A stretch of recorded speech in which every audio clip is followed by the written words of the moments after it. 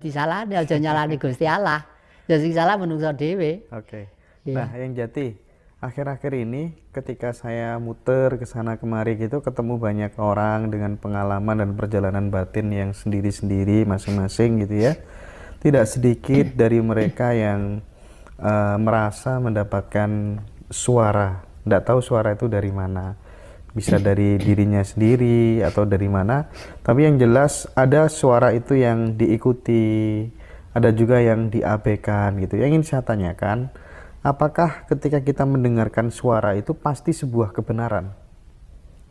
Jadi relatif Mas, itu subjektivitas seseorang itu selalu ada. Ketika manusia itu mempunyai jiwa, punya watak, itu subjektivitas itu ada.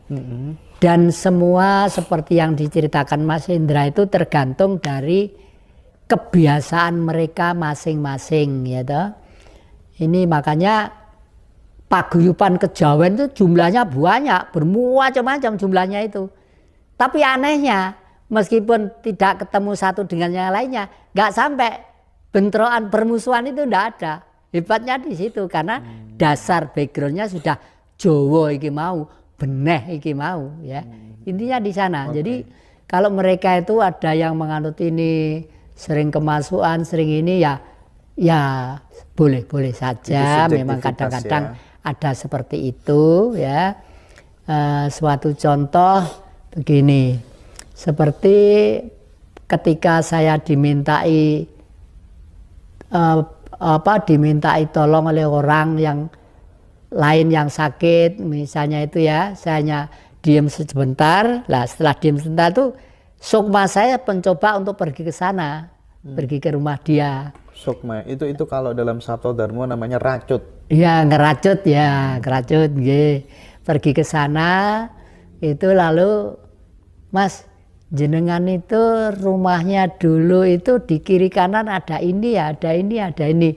Umumnya seperti itu. Nah, yang simpel-simpel aja. Kalau misalnya sakitnya itu udah urusan medis ya ke dokter ya. Tapi yang Jati percaya nggak dengan konsep jadi kan misal gitu ya, ada binatang gitu. Bagi orang-orang tertentu itu ada yang bisa membaca datanya. Oh, binatang ini dulu pernah jadi manusia loh. Dalam kondisi begini, bahkan binatangnya bisa diajak dialog loh.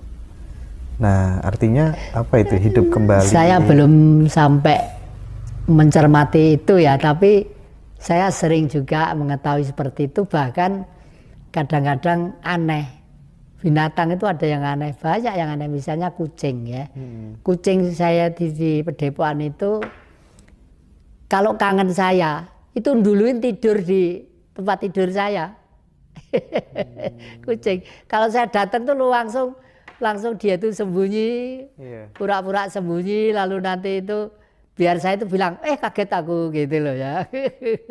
Itu kan dulu mustahil kalau dia itu tidak pernah menjadi sosok yang lain gitu. Karena si Jawa juga punya kepercayaan, kalau manusia itu hidupannya baik saja, 9 kali baik saja, lahir ke-10 itu menjadi binatang berkaki 4. Lalu setelah itu udah karmanya sudah menjadi binatang berkaki 4. Umumnya itu ya berkaki 4 yang besar. Bisa kambing, bisa gajah, bisa kuda, bisa anjing, bisa seperti itu. Tapi ada orang bijak mengatakan begini, kesadaran terakhir pada saat kita mati itu akan menjadi kesadaran awal pada saat lahir kembali. Nah, menurut yang Jati gimana itu? Iya benar ya, karena pada waktu kita lahir kembali itu kan sudah barang tentu menengok kesalahan-kesalahan yang sudah. Ya seperti suatu saat saya tuh pernah kecurian barang-barang gamelan, wayang lengkap Mas. Itu di Depokan itu ya, kecurian gitu. Saya juga enggak marah, saya juga enggak lapor polisi. Kenapa? Mungkin ini karma saya ya.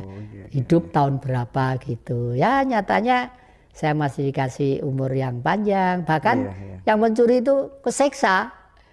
Enggak berani pulang, pergi keluar pulau, cari pekerjaan di mana-mana dan mungkin sekarang udah punya anak kali ya. Yang Jati, saya ini kan kadang sering mendapatkan telepon gitu ya dari seseorang yang dia ngaku sebagai penerusnya Bung Karno, ngaku sebagai putra angkatnya Bung Karno, Ratu titik-titik Soekarno, itu banyak sekali. Yang Jati juga pernah mengalami ya kayak gitu, apa? Ketemu orang seperti itu? Iya. Banyak. Oh, banyak. Saya pikir saya tok.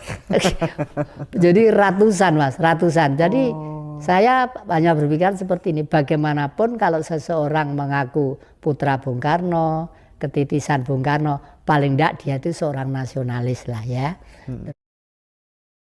Paling tidak segini Mas, ya syukurlah kalau begitu sampean ini mungkin sudah waktunya action. Waktunya action apa? Action politik. Ini nun sewu sebenarnya sebagai orang titisan Bung Karno atau ditempati Bung Karno, menurut jenengan situasi politik wah sudah tidak karu-karuan yang gini-gini, terus solusinya bagaimana? Nah ini umumnya solusinya itu kalau tidak dia yang mimpin ya tidak akan selesai lah. Itu dari situ ya syukurlah, saya doakan aja mudah-mudahan nanti Anda jadi pemimpin. Ngomong ya, Yang ya. Iya. Tapi gini ya, andai kata ini semacam apa ya, semacam dialog imajiner aja. Misalnya yang Jati itu adalah Bung Karno, saya ini Pak Jokowi misalnya ya. Andai kata jenengan masih hidup, Bung Karno masih hidup gitu. Yang Jati sebagai Bung Karno, saya sebagai Presiden Republik Indonesia. Apa yang Bung Karno akan sampaikan kepada Pak Jokowi melihat realitas sosial, politik, masyarakat kita hari ini yang seperti ini, kira-kira Bung Karno akan bilang apa kepada Joko Widodo? Andai kata itu terjadi, mungkin Bung Karno akan bilang satu, ya, luruskan sejarah bangsa ini. Kedua, Bung Karno diturunkan tuh bukan karena Pancasilanya, karena marhenismenya. Ya tadi sudah saya jelaskan di depan.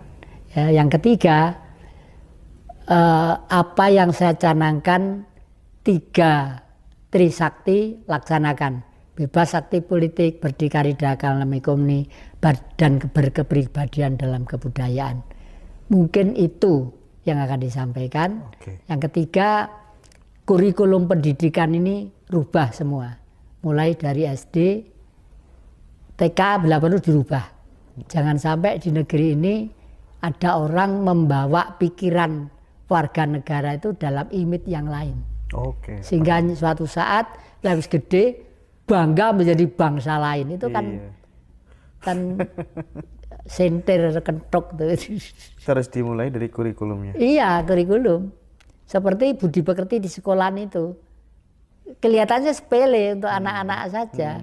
Misalnya nabuh gamelan ya, kalau di sini, kalau di Aceh ada sendiri, di Manado ada sendiri. Tidak harus gamelan loh Mas. Misalnya di Pulau Jawa gamelan loh. Kelihatannya sepele Mas. Tapi nutuk gamelan ya, itu perasaan itu tergetar langsung dan keguyupan kerukunan itu ada. Tokoh-tokoh yang besar umumnya mesti pada waktu kecil itu senang tari, senang itu nembang, senang itu umumnya. Ini kita masuk segmen akhir yang Jati. Ada titipan beberapa pertanyaan dari sahabat-sahabat di grup Telegram tadi. Sambil diambilkan hadiahnya tadi Mas. Yang pertama dari Sahili, apakah Eyang Jati dan PDI Perjuangan itu beraliansi dengan Pantai Selatan? Waduh pertanyaannya. Kalau saya pribadi berkoalisi dengan Pantai Selatan. Kalau saya pribadi ya, terus terang aja ya. Kalau PDI Perjuangan itu pernah ya. Pernah saya ya? katakan pernah ya karena saya pelaku. Dan PDI Perjuangan itu yang mendirikan saya ya. Kenapa waktu itu saya dirikan?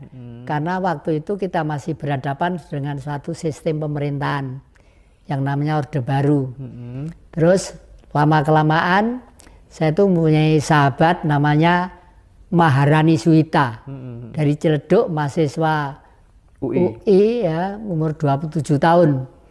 Waktu itu beliau, Ibu Ratu Mas Laut Selatan selalu lewat beliau, Pak Jati, kenapa kok Pak Harto itu ndak mau tidur di istana? Karena istana itu sudah dirajah para sepuh-sepuh, zaman Bung Karno dulu istana itu. Jadi untuk itu hanya dengan 2 air dari Laut Selatan dan air dari Laut Utara yang disebarkan di istana. Yeah. Akhirnya saya dengan Mbak Rani itu loh, Mbak Rani terus yang melakukan siapa nanti? Ya kita. Saya dengan Pak Jati loh. Mbak maaf ya, apa Mbak Rani nanti tidak didukani orang tua, tidak dimarahi ini, tidak dimarahi. Enggak. Bapak saya itu saya bawa ke sini, Pak Gatot Puger itu juga mau ngomong-ngomongan sama Pak Jati itu. Nah, setelah itu ternyata sepakat.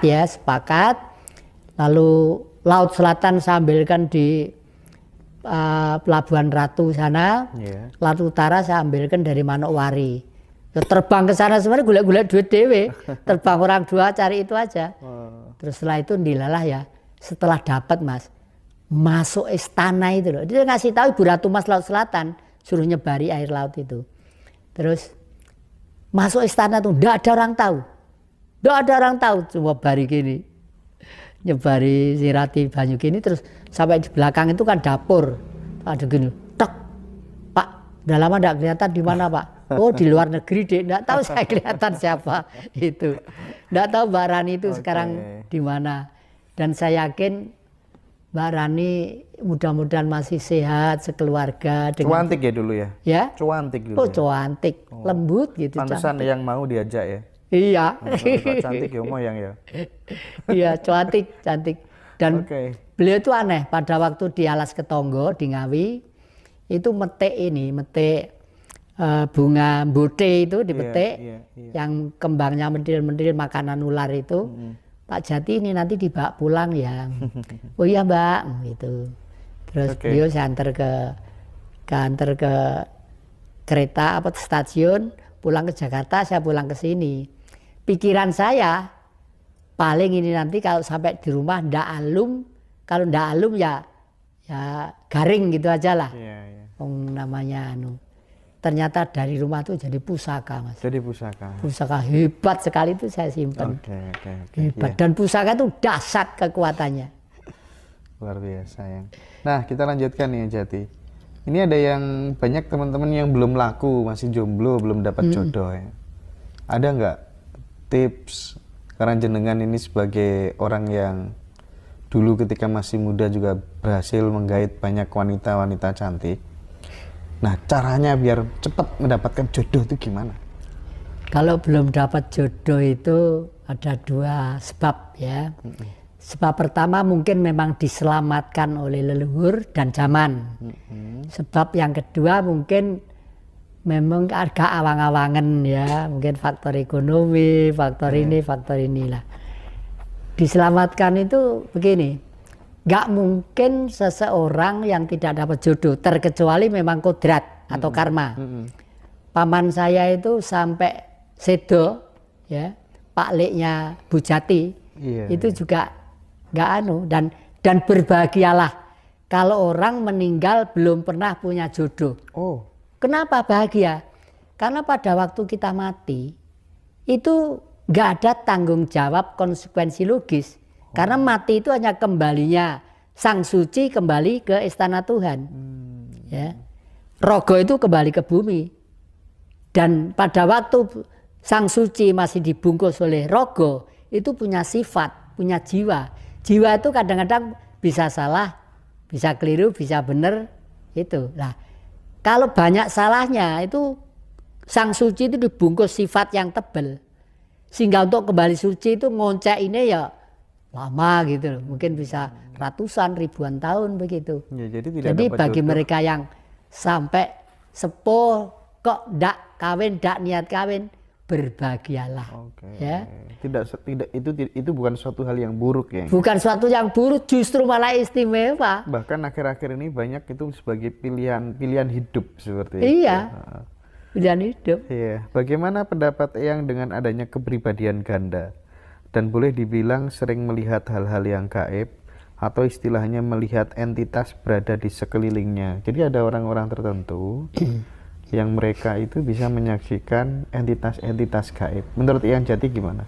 Itu banyak juga hal seperti itu, ya mungkin karena waktu muda atau waktu itu bergaul dengan dunia-dunia yang membangun jiwa dan dirinya itu menjadi dualisme itu. Seperti tadi siang, tamu-tamu dari sini itu juga begitu. Mbah, Bung Karno kok ngikuti terus, Mbah? Oh iya, di mana? Itu, Mbah. Itu, ya gitu. Ya syukurlah. Diikuti Bung Karno, saya sendiri udah nggak tahu apa-apa.